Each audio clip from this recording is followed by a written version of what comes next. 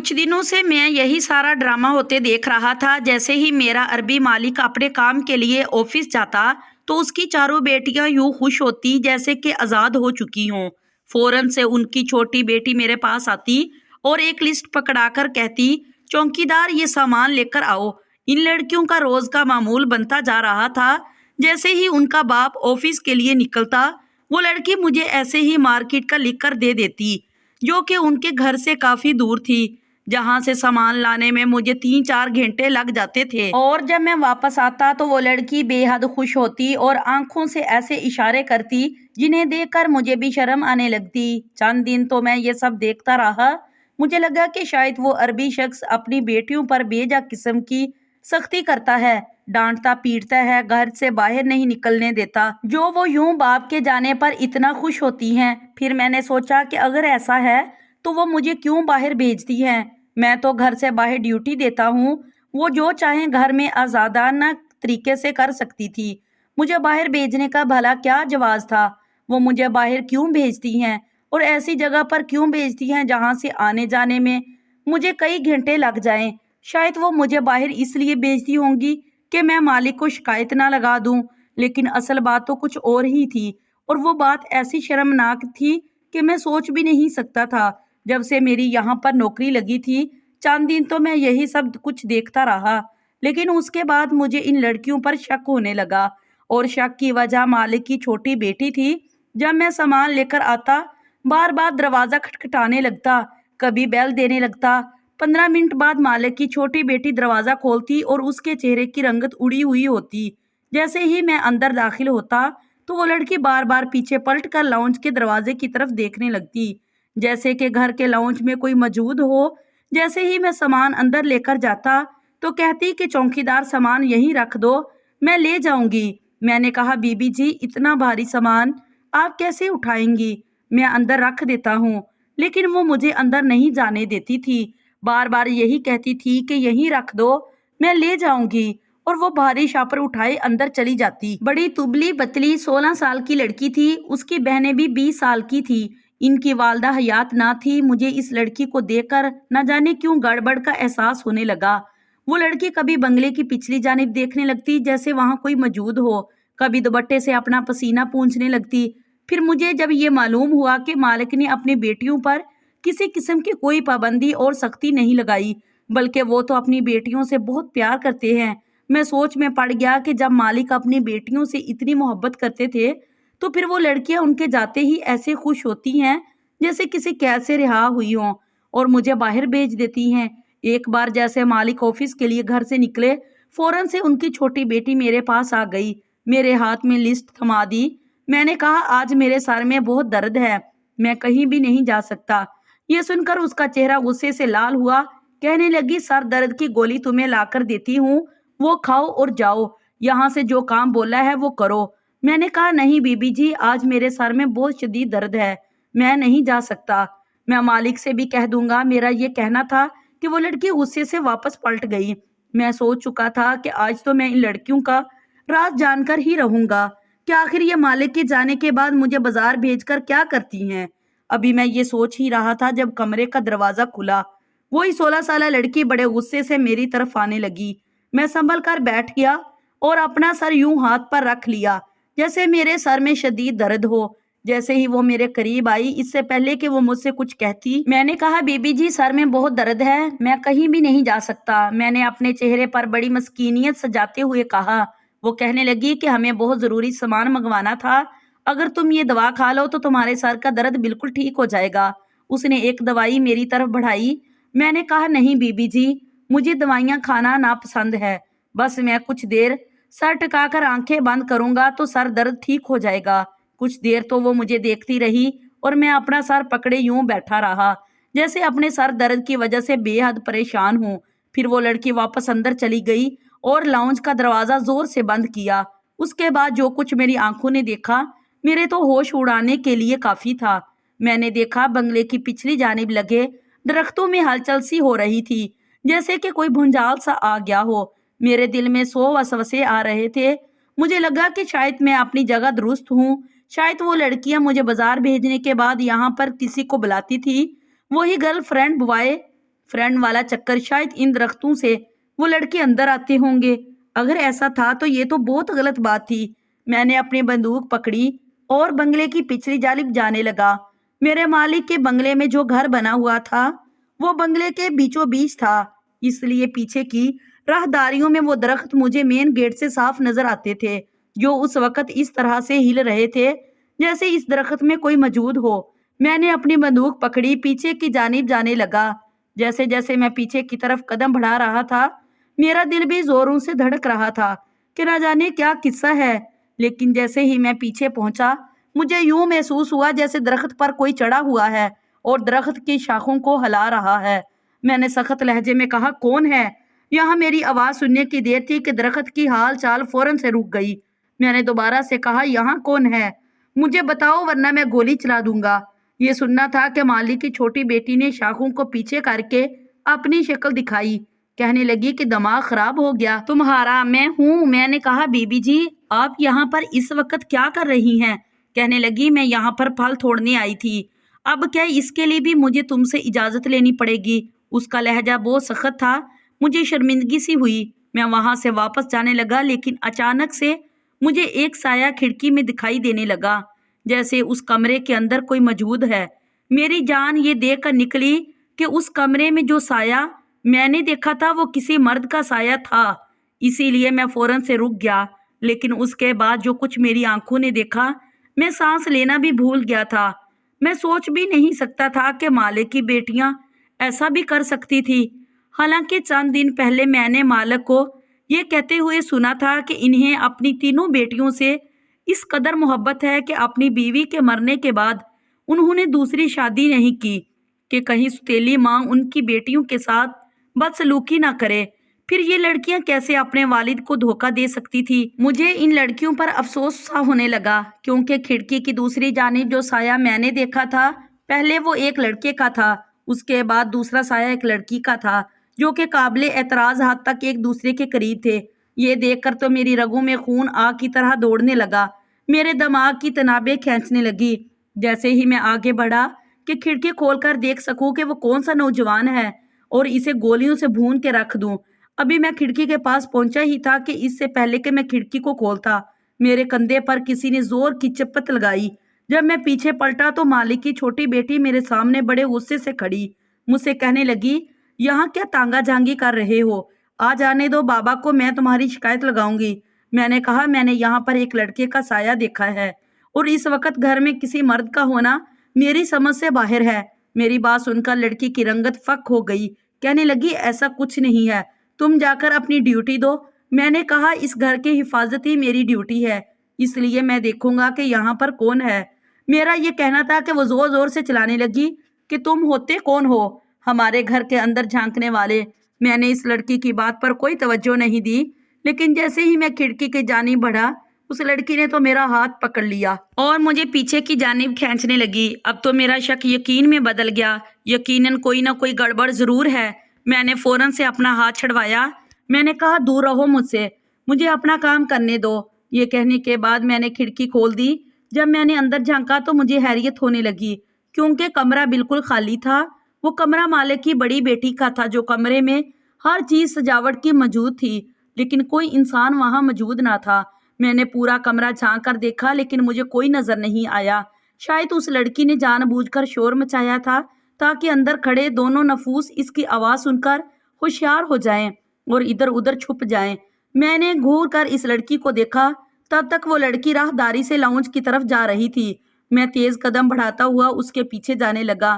میں سوچ چکا تھا کہ آج میں پورے گھر کی تلاشی لوں گا، دیکھوں گا کہ اس گھر میں کون آتا ہے اور یہ لڑکیاں کیوں اپنے باپ کو دھوکہ دے رہی ہیں، جب ان کا والد ان سے محبت کرتا ہے، ان کی ہر ضرورت کو پورا کرتا ہے، دن رات کماتا ہے، ان کی ہر آزائش دیتا ہے۔ جیسے ہی وہ لڑکی لاؤنج کے اندرونی دروازے کی طرف گئی تو دروازے کو اندر سے بند کرنے لگی۔ میں نے دروازے پر ہاتھ رکھ دیا، کہنے لگی، کیا تکلیف ہے تمہیں؟ میں نے کہا، مجھے گھر کی تلاشی لینی ہے، کیونکہ میں نے یہاں پر ایک نوجوان کے سائے کو دیکھا ہے۔ وہ کہنے لگی، تم کچھ بھی کہو گے اور میں تمہیں اندر گھسا لوں گی۔ دیکھو، اندر میری بہنیں ہیں جو پردہ کرتی ہیں، اس لیے میں تمہیں کسی قیمت پر بھی اندر نہیں آنے دوں گی۔ اس لڑکی کے چہرے پر اس قدر بدحواسی تھی، اس کی آواز میں اتنی کپ کپاہٹ تھی، वो चाहकर भी खुद को खुद एतमाद साबित नहीं कर पा रही थी। ये बात सच थी कि मैंने आज तक कभी मालिक की दोनों बड़ी बेटियों को नहीं देखा था।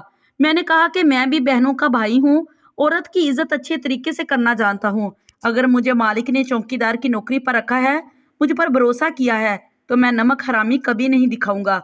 मैं कभी भी आंख उठाकर तुम्हारी बहनों की जानिब नहीं देखूंगा, लेकिन मैं घर की तलाशी जरूर लूंगा, क्योंकि ये मेरी ड्यूटी में शामिल है। तुम मुझे मेरी ड्यूटी से नहीं रोक सकती। ये सुनकर तो लड़की की हवाएं उड़ने लगी। वो बार बार यही कहने लगी कि वो मुझे अंदर नहीं आने देगी, लेकिन मैंने दरवाजा धक्के से खोला और अंदर दाखिल हो गया। वो लड़की तो यूं थी कि जैसे अभी रो देगी। मैं जैसे ही लाउंज में आया तो सामने टेबल पर 4 गिलास पड़े थे, जिसमें ब्राउन कलर का मशरूब आधा आधा रखा हुआ था। यूं लगता था जैसे किसी ने वो शरबत थोड़ा सा पिया हो, बाकी छोड़ दिया हो। इसके अलावा खाने पीने के कुछ लवाजिमात भी मौजूद थे, जैसे कि कबाब, नगटिस वगैरह। ये देखकर तो मुझे मजीद कोई शक ही नहीं रहा कि जब वो बहनें 3 थी तो 4 गिलास टेबल पर क्यों रखे गए थे और उनके अंदर मशरूब कौन सा था। फिलहाल मैंने इस बात को नजरअंदाज किया। सबसे पहले मैंने इस कमरे का दरवाजा खोला, जिसकी बैरूनी खिड़की से मैंने मर्दाना साये को देखा था, लेकिन वो कमरा बिल्कुल खाली था। वहां कोई भी मौजूद नहीं था। मैंने पूरे कमरे की तलाशी ली। वो लड़की मेरे पीछे ही थी। मैं जिस कमरे में भी जाता वो मेरे पीछे पीछे आने लगती और कहने लगती, बस देख लिया ना तुमने, अब निकलो बाहर। फिर मैं एक कमरे की जानिब बढ़ा। जैसे ही मैंने उसका दरवाजा खोलना चाहा तो वो अंदर से लॉक था। मैंने बुरी तरह से दरवाजा धड़धड़ाना शुरू कर दिया। अंदर से आवाज आई, कौन है? नीलू, क्या पागल हो गई हो जो इतनी जोर से दरवाजा खटखटा रही हो? मैंने कहा, मैं हूँ चौकीदार, दरवाजा खोलिए बीबी जी।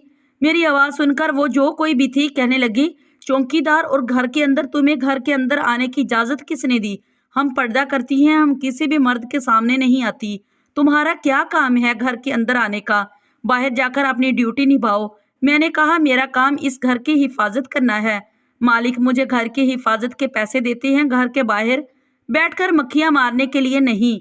मैंने आपके घर में किसी मर्द का साया देखा है और मैं पूरे घर की जब तक तलाशी नहीं ले लूंगा मैं यहाँ से नहीं जाऊंगा। बराह करम दरवाजा खोल दें। मैं आप लोगों की जानिब बिल्कुल नहीं देखूंगा। मुझे सिर्फ कमरे की तलाशी लेनी है। मेरी ये बात सुनकर उसने दरवाजा खोल दिया। मैंने फौरन से नजरें झुका ली। सामने कमरे में 2 जायनमाज बिछे थे। इनमें से एक खाली था, दूसरे पर एक लड़की बैठकर दुआ मांग रही थी। बस एक पल मेरी नजर उठकर उस लड़की पर गई, लेकिन मैं नजर बदल गया। उस लड़की ने दूसरी लड़की से कहा कि इस मोहतरम को हम पर शक हो गया है। उनका कहना है कि हमारे घर में एक गैर मर्द मौजूद है जिसे ये देखना चाहते हैं। शायद घर के अंदर दाखिल होने का इनको इससे अच्छा बहाना कोई भी नहीं मिला था।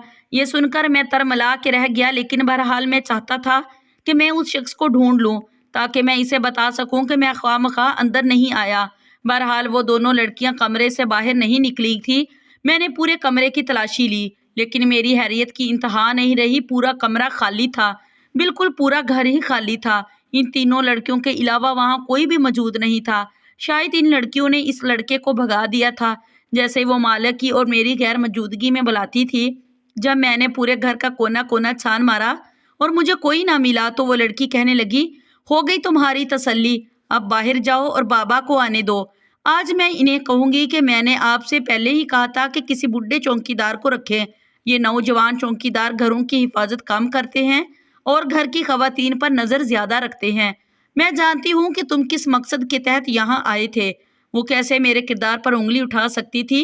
उस वक्त तो मैं घर से बाहर निकल गया और अपनी कुर्सी पर जाकर बैठ गया, लेकिन अब मैं सोच चुका था कि मैं भी उनकी तरह एक ऐसी चाल चलूंगा और इस नौजवान को जरूर पकड़ लूंगा जिसे वो मुझसे छुपाना चाहती हैं और अपने वालिद के भरोसे का यूं गलत फायदा उठा रही हैं। मुझे लगा था कि रात को वो मेरी शिकायत जरूर लगाएंगी और साहिब इस मामले के बारे में पूछेंगे, लेकिन मेरी तो हैरियत की इंतहा नहीं रही।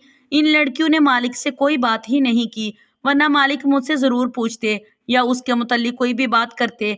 अगले दिन जैसे ही मालिक ऑफिस के लिए जाने लगे, मैंने इन्हें रोक लिया। मैंने कहा, मालिक आपके जाते ही आपकी बेटियां मुझे सामान की एक बड़ी सी लिस्ट देती हैं और मुझे मार्केट भेजती हैं। जिस मार्केट में वो मुझे भेजती हैं वहां से सामान लाने में मुझे काफी घंटे लग जाते हैं। इस तरह से तो मैं घर की हिफाजत नहीं कर सकता। खुदा ना खास्ता अगर मेरे पीछे से चोर घर में घुस आया तो आप तो मुझसे ही पूछेंगे। मेरी बात सुनकर मालिक के चेहरे पर तफक्कुर की लकीरें गहरी होने लगी।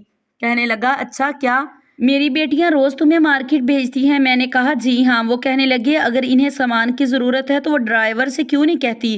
میں آفس جانے سے پہلے روز ان سے پوچھتا ہوں کہ انہیں کچھ منگوانا ہے تو ڈرائیور موجود ہے، وہ سامان لا کر دے دے گا۔ یہ تمہاری ڈیوٹی نہیں ہے کہ تم بازار کا چکر لگاؤ۔ دیکھو میں نے تمہیں اپنے گھر کی حفاظت کے لیے رکھا ہے، اس لیے کہ تم ایک قابل بھروسہ انسان ہو۔ تمہارے والد نے بھی یہاں پر چوکیداری کی تھی اور کبھی شکایت کا موقع نہیں دیا تھا، اور ان کے انتقال کے بعد میں نے تمہیں ان کی جگہ رکھا ہے۔ تم یہاں سے ایک منٹ کے لیے بھی ادھر ادھر نہیں جاؤ گے جب تک کہ گھر میں واپس لوٹ کر نہیں آؤں گا۔ یہ سن کر تو میرے دل کو تسلی سی ہو گئی۔ اسی لیے مالک کے جاتے ہی جب ان کی چھوٹی بیٹی نے آ کر مجھ سے کہا کہ جاؤ سامان لے کر آؤ تو میں نے کہا جی بی بی جی میں ابھی لے کر آتا ہوں۔ میں نے جان بوجھ کر اس لڑکی سے یہ کہا تھا۔ میرا جواب سن کر وہ بڑی مطمئن ہو کر گھر کے اندر چلی گئی۔ میں نے گھر سے باہر جانے کے بجائے اس لسٹ کی پرچی کو اپنی جیب میں ڈالا اور بنگلے کی پچھلی طرف چلا گیا۔ گھر کا ایک دروازہ بنگلے کی پچھلی جانب بھی کھلتا تھا اور جو کوئی بھی تھا اسی دروازے سے اندر داخل ہوتا تھا۔ میں جب بنگلے کے پچھلی جانب آیا تو اسی کھڑکی کے پاس آ کر کھڑا ہو گیا جہاں میں نے اس دن اس لڑکے کے سائے کو دیکھا تھا۔ میں نے اس کھڑکی کو کھولنا چاہا تو وہ لاک نہیں تھی۔ وہ کھڑکی کھل گئی۔ میں نے پورے کمرے کا جائزہ لیا۔ اس وقت کمرے میں کوئی بھی نہیں تھا، اسی لیے میں کھڑکی سے پھلانگ کر کمرے میں آ گیا اور ایک کونے میں چھپ گیا۔ جس جگہ میں چھپا تھا میں کسی کو بھی نظر نہیں آ سکتا تھا۔ اب مجھے اس شخص کا انتظار تھا جسے میں نے اسی کمرے میں ایک لڑکی کے ساتھ دیکھا تھا۔ کچھ ہی دیر میں مجھے ان لڑکیوں کی آوازیں آنے لگی اور پھر وہی ہوا جس کا مجھے شک تھا۔ ان آوازوں میں ایک مردانہ آواز بھی شامل تھی۔ وہ لڑکیاں اس سے نہ جانے کیا باتیں کر رہی تھی لیکن سبھی کے لہجے دھیمے تھے۔ ان کی آوازیں تو میں نہیں سن پا رہا تھا لیکن وہ کیا باتیں کر رہی تھی یہ میری سمجھ سے باہر تھا۔ بہرحال میری پاس پستول موجود تھا اور میں سوچ چکا تھا کہ میں آج اس لڑکے کو زخمی کر دوں گا۔ میں ابھی یہی سوچ رہا تھا کہ جب کمرے کا دروازہ کھلا مجھے لگا جیسے میرا دل کسی نے مٹھی میں لے لیا ہو۔ میں نے جب دروازے کی جانب دیکھا تو وہ تینوں لڑکیاں کمرے میں آئی، ان کے ساتھ ایک لڑکا بھی موجود تھا۔ وہ آ کر بیڈ پر بیٹھ گئی۔ لڑکا کہنے لگا کہ میں یہاں صرف تم لوگوں کے کہنے پر آتا ہوں، ورنہ جو کچھ بابا نے میرے ساتھ کیا ہے میرا دل نہیں چاہتا۔